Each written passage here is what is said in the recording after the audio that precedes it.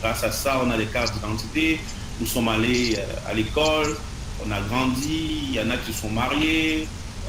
Voilà, on fonctionne aujourd'hui grâce à un ensemble de règles et d'éléments qui constituent l'état civil d'une personne et que justement, si l'état civil a été mis en place, c'est pour des raisons bien précises.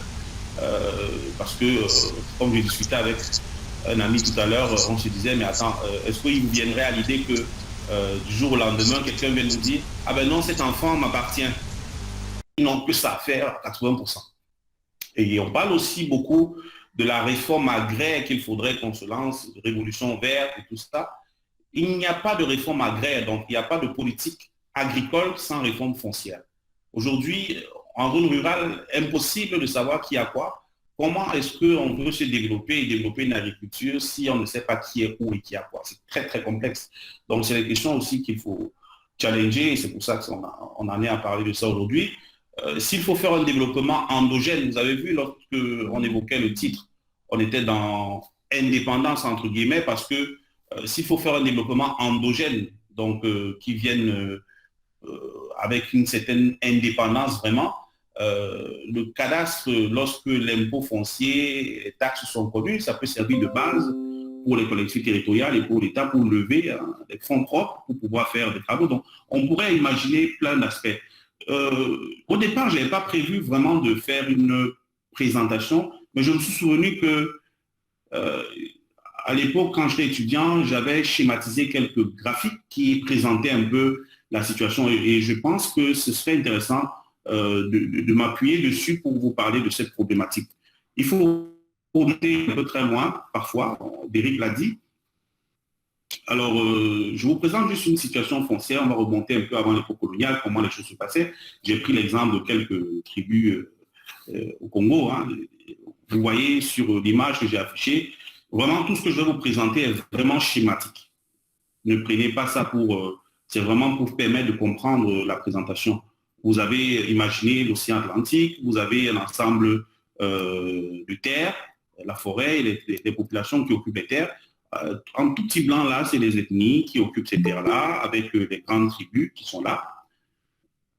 Et au fil de l'eau, vous avez, dans ce contexte à l'époque, la sécurité et la position du groupe qui, on va dire, primaire sur l'exploitation économique de la terre, forcément, dans les valeurs, en tout cas africaines, c'est plus une appropriation communautaire du foncier qui comptait. Et ce qu'on a constaté, c'est à l'arrivée, justement, des occupants, comme on le voit là. Imaginez, là, il débarque en bateau et tout. Et ce qu'on remarque, c'est l'intérieur et il y a une occupation. Qu'est-ce qui se passe? Tout de suite, il y a des divisions administratives qui sont faites donc, par ces occupants. Il y en a eu des multitudes hein, sur ces terres qui ont été conquises.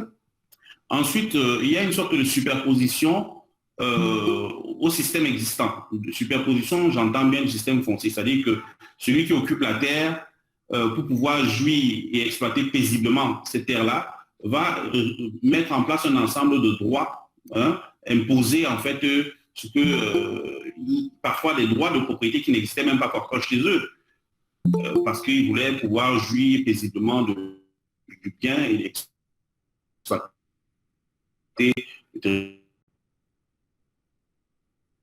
dans le haut, c'est-à-dire qu'on s'en foutait pas mal de ce qui pouvait exister avant qu'on arrive.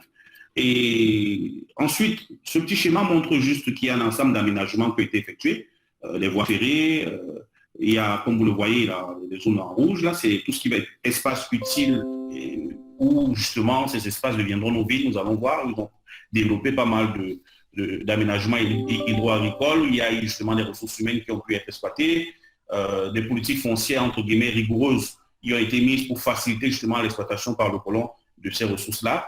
Et plus loin, un peu plus en périphérique, il y a des zones de mise en valeur. Il y a quand même tout autour de ces espaces-là, les populations autochtones ou traditionnelles qui persistent, qui restent. Et ce système, en fait, génère en fait quelque chose qui pose problème et qui fait la particularité de nos régimes, c'est que ça crée une dualité entre deux régimes qu'on va simplifier, qui est le régime justement traditionnel coutumier ou le régime positif, de droit positif.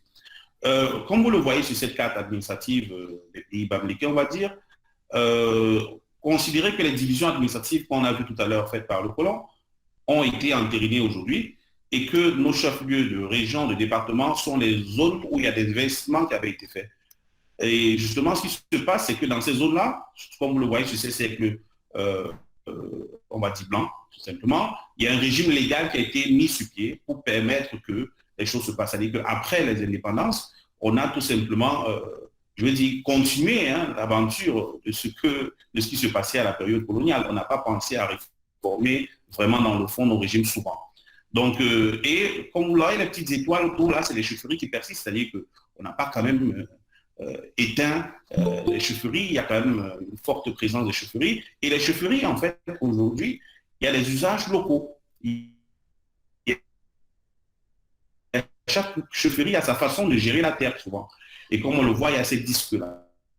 Chaque chefferie a continué à gérer son foncier. Donc, tout de suite, il y a une sorte de superposition. On voit dans les zones assurées, là, comment le régime positif ou en ville, entre guillemets, s'intersecte avec le régime un peu coutumier qu'on voit plus en zone rurale. Et on se pose des questions, lorsqu'on est entre ces deux-là, qu'est-ce qui se passe en fait? Donc, c'est aussi ça le problème. Juste pour expliquer très simplement cette dualité de régime foncier, le régime coutumier, ce qu'on peut retenir sur cette partie, c'est qu'il y a une appropriation communautaire de droit, comme on le disait. Généralement, la terre est administrée par un chef du village, généralement, qui a un double rôle. Il a un rôle en même temps juridique, parce que c'est lui qui donne, mais surtout en même temps un rôle religieux, parce qu'il est un peu le garant des traditions auprès de la population. Voilà. Et dans ce système-là, il y a une absence de publicité des droits, c'est-à-dire que rien n'est écrit, tout est oral. Il n'y a pas forcément toujours le papier, il n'y a pas de preuves valables d'un point de vue juridique. Et on va dire, il y a un ensemble de mutations qui se font, hein, on pourra revenir dessus, les donations, les prêts, l'héritage et tout ça. De l'autre côté, on a un régime légal où, voilà, dans ce régime légal-là, il y a, comme vous le savez, au Cameroun en particulier, je crois, avec le Sénégal, qui ont trois domaines, le domaine national, le domaine public et le domaine privé. Généralement, on distingue beaucoup plus le domaine privé et le domaine public, où là-dedans, vous avez le domaine privé des personnes publiques, et ainsi de suite. Au Cameroun, c'est un peu plus dense, le domaine privé, le domaine national, le domaine national de première catégorie. Je ne vais pas rentrer dans... Mais dans ce système-là, il y a le conservateur qui, en fait, voilà, ça fonctionne comme le dit la loi, on va dire. Donc, il y a un droit réel immobilier basé sur le droit des biens, comme vous le savez, hein, les usufruits, le droit d'usage, l'habitation, l'hypothèque, voilà, tout le système que vous connaissez. Et ce côté-là qui, en fait, chevauche les deux. On peut dire que là, il se passe une sorte de régime moderne, des filières, en fait, coutumières, on va dire modernes, mais qui se revendiquent quand même de la coutume. Parce que, tu vois, entre guillemets, nous sommes en périphérie de la ville. Lorsque tu veux attaquer quelqu'un, il te dit non, non, non, il a affaire qu'au chef du village, mais par contre, la ville est déjà arrivée là-bas, c'est compliqué à gérer. Dans ce système-là, tu n'as pas la main sur le foncier, il est difficile de planifier, de faire un ensemble de choses. On reviendra sur, certainement dans les échanges, comment gérer tout ça.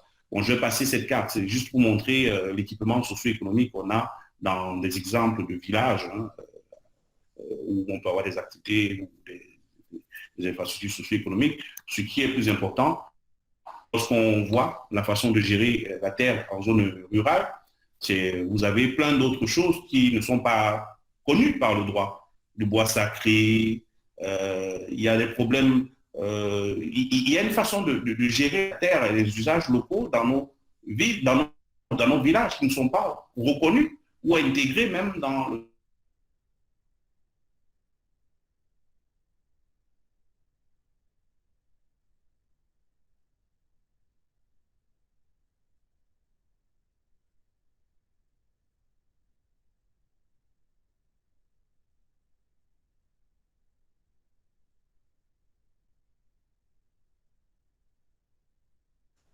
On a aussi parfois source d'insécurité lorsque les héritiers contestent le droit.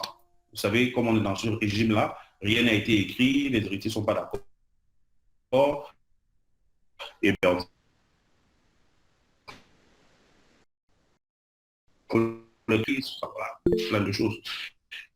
Il y a aussi le prêt, donc on peut te donner justement un terrain en prêt. C'est aussi source de conflit si l'emprunteur est de mauvaise foi. Toujours dans nos zones rurales, il y a le météage qui est quelque chose de plus organisé ailleurs, mais dans ce système, en fait, quelqu'un te donne le terrain pour que tu cultives, ben, à tout moment, s'il n'est pas content, il peut venir tout arrêter. Pour moi, là c'est bon, là je récupère mon terrain. C'est pas du tout sécurisant pour celui qui a déjà fait des investissements dessus, en termes de culture et tout ça. Il y a le gage, donc c'est une solution qui fonctionne parce que justement le marché financier et foncier ne marche pas trop bien. Donc le terrain, tu peux le mettre en gage et sur cette base, on va dire hypothéquer ton bien pour faire prendre des engagements ailleurs. Ou bien il y a le système de location bail. Donc vraiment, c'est ce qu'on observe beaucoup hein, en zone rurale. Sinon, tout simplement, on peut acheter. Il y a des avantages et des inconvénients. Voilà, je ne vais pas revenir dessus, mais ce qui est sûr, c'est qu'il y a aussi ce système classique positif de droit qui s'applique en zone rurale. Rapidement, comment est-ce que le terrain même s'est acquis, comment la construction, on va dire la propriété s'est faite. Il y a un choc de, on va dire, de plan de tribu et le droit de feu. C'est-à-dire que tu vas débroussailler et abattre les arbres autant que tu peux et le reste t'appartient. Ou bien tu vas brûler jusqu'où tu veux et ça t'appartient parce que tu as mis à exploiter le terrain et tout, tu as toute une lignée qui vient. Tu as aussi un autre système d'appropriation violent de la terre. C'est-à-dire qu'il y a un droit par la force. Il y en a qui ont fait la guerre, ils ont conquis les terres. La terre est un trophée de guerre. Juste pour la petite image, hein. Quand vous regardez la cartographie de l'Ouest Cameroun, de la région de l'Ouest, le département du Noun constitue à lui seul 55% de la région de l'Ouest. Donc, quand on a le reste, c'est juste 45%, on est tenté à se poser la question, mais comment est-ce possible qu'il y ait un département dans une région qui constitue seul 55%? Mais c'est parce que le roi Njoya était un guerrier, hein, ça ne rigolait pas. Et vous savez pourquoi et comment ce roi-là a pu en arriver là? Mesdames et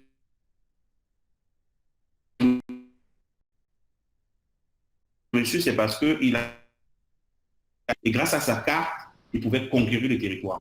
Et grâce à cette carte-là, il pouvait donc identifier les zones, les ressources et les marchés, et il pouvait positionner une vraie stratégie. Aujourd'hui, je vous disais, nos États, on ne dispose pas trop, les cartographies du pays ne sont pas vraiment à jour. On se demande comment est-ce que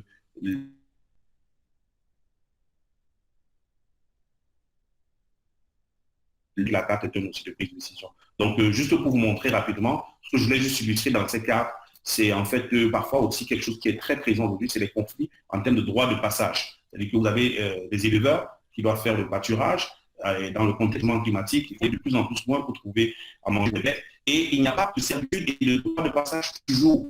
Vous avez des éleveurs qui marchent avec leurs bêtes, ils vont rentrer dans les champs, manger les cultures, rien n'est régulé, ça crée des conflits et les machettes vont sortir et puis ça va dans tous les sens. C'est quelque chose de très dramatique qu'on rencontre dans plusieurs pays. Il n'y a pas de droit de passage, comme je le disais. Il y a les dépassements dus aux limites des agriculteurs. C'est-à-dire que bornage en zone rurale, donc je cultive et puis si je suis dans le terrain du voisin, le voisin n'est pas content, mais comment on fait? Il n'y a pas de preuve que c'était sa limite là. Et puis c'est parti là. Il y en a qui vont nous dire c'est là où la sorcellerie va commencer. C'est amusant, mais il y en a qui ont leur façon particulière de gérer leurs problèmes. En tout cas, il y a aussi le non-respect des clauses de transaction. Ça, c'est une réalité aussi. Il faut intégrer dans nos contextes. Voilà, il y a, je l'ai dit, hein, le droit de partage des animaux. Juste pour conclure sur vraiment cette présentation, rappelons-nous d'où vient le pays.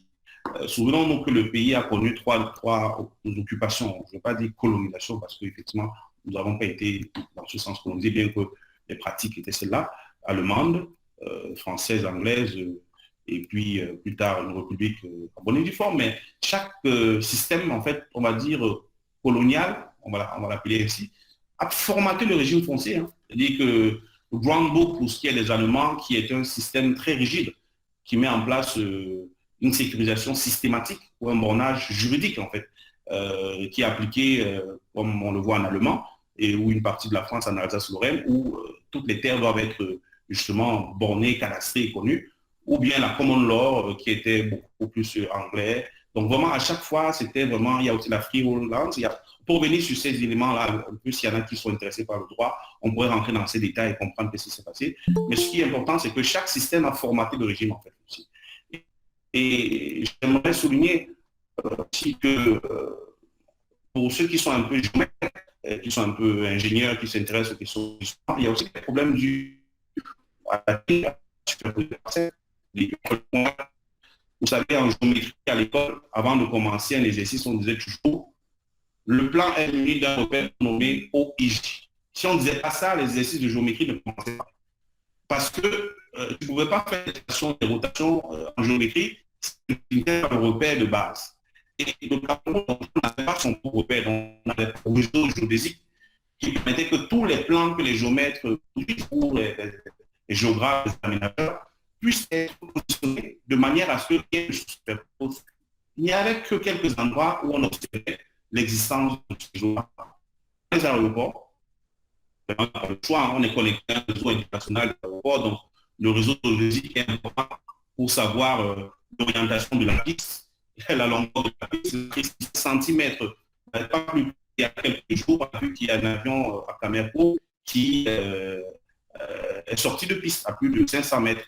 Bon, là, c'était dû peut-être aux conditions météo, mais vous comprenez que c'est important de voir le positionnement exact des pistes d'atterrissage. C'est pour ça que les aéroports sont repères géodésiques ou d'un système de mise, c'était très important. Bon, il y a quelques aujourd'hui comme à Douala qui ont des systèmes un peu plus modernes, qui s'appuient sur un réseau permanent, qui fonctionne pas bien, tant bien que mal. On a aussi remarqué, vous avez le pipeline chat, vous avez le pipeline qui récupère, qui permet depuis le Tchad de faire passer les hydrocarbures. Là aussi, ce pipeline là,